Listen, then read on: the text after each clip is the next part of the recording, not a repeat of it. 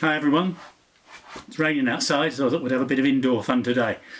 And what we're going to play with today is going to be a head torch, or any torch, a syringe, nothing dodgy in it, it's just water, because we're going to create little water drops on a CD.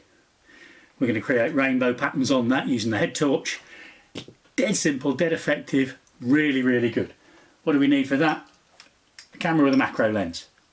Macro lens or extension tubes, I've actually got both here, or a close-up filter, anything that lets you focus really, really close. I've put it on a focus sliding rail today, just to make life a little bit easier. That's going to sit on here. We'll show you how all that works in a minute. But really straightforward, really simple, really effective. Let's get going. So guys, here's the setup today.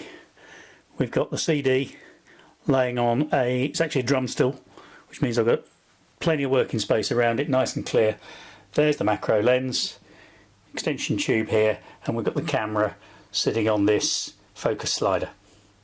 The advantage with the camera on the focus slider is just to get it in the right place.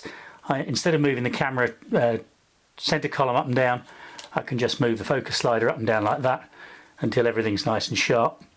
Get it in the right place and go from there. Okay guys, one of the most important things here is that we're using the manual exposure mode. I've got the ISO set at 100 ISO, so it's nice and slow. I've got a fairly small aperture f22, and that lets me use a fairly slow shutter speed. At the moment I've got it set at 10 seconds. Anything between 5 seconds and 10 seconds as a starting point is never a bad thing. We're going to turn the lights out, we're going to work in a dark room.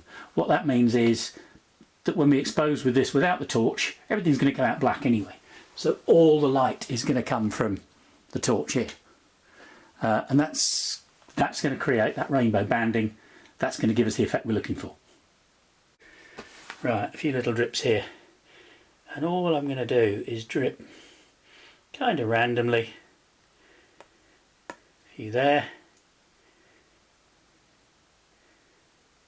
You there, a bit more separated.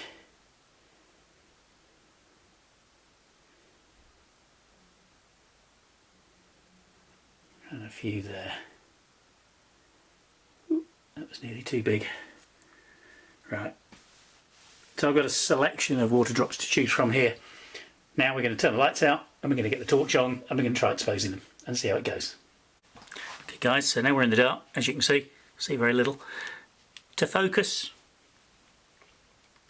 I always manually focus on anything macro. I'm just shining the torch around and manually getting that focus in the right place. Now rather than try and move the camera to get your composition right, I'm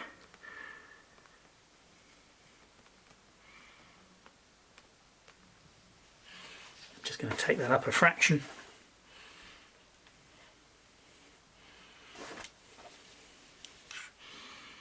And this is where your macro focus sliders are so handy, because that's just let me nudge it up and down a few millimetres. It's much easier than trying to move a centre column of a tripod.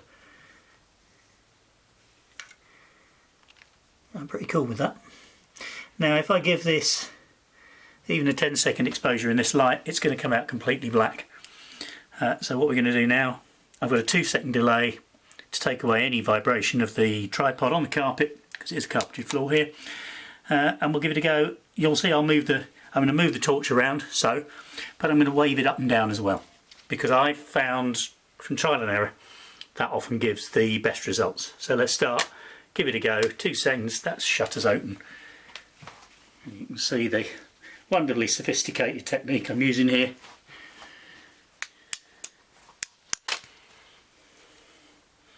Amazing. Let's try another one, maybe with a little bit less movement.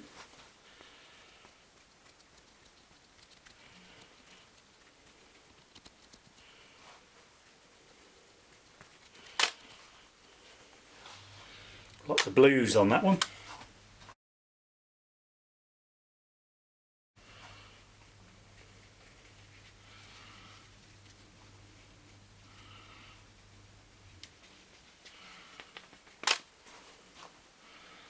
All sorts of colours on that one.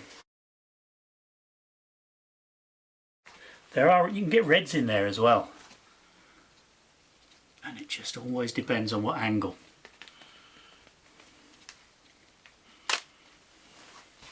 Yeah, we got some reds in that as well. That's looking pretty darned impressive. F22, it's got loads of sharpness. Let's just try a couple more. Maybe with a little bit less movement this time.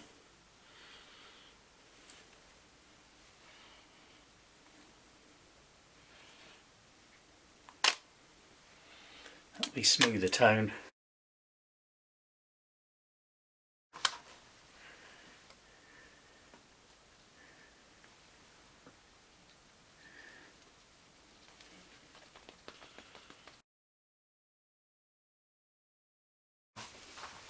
Tried everything so far looking straight down on the CD. That keeps everything in focus much easier.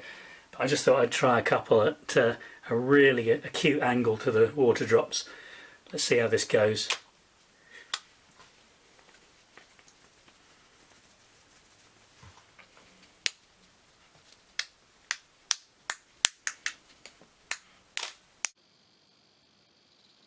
So I hope you've enjoyed looking at these photos, rather than looking at my face to sum up. I'll just show you some more water droplets. You can see how easy they are to do. They're great fun, they're dead easy.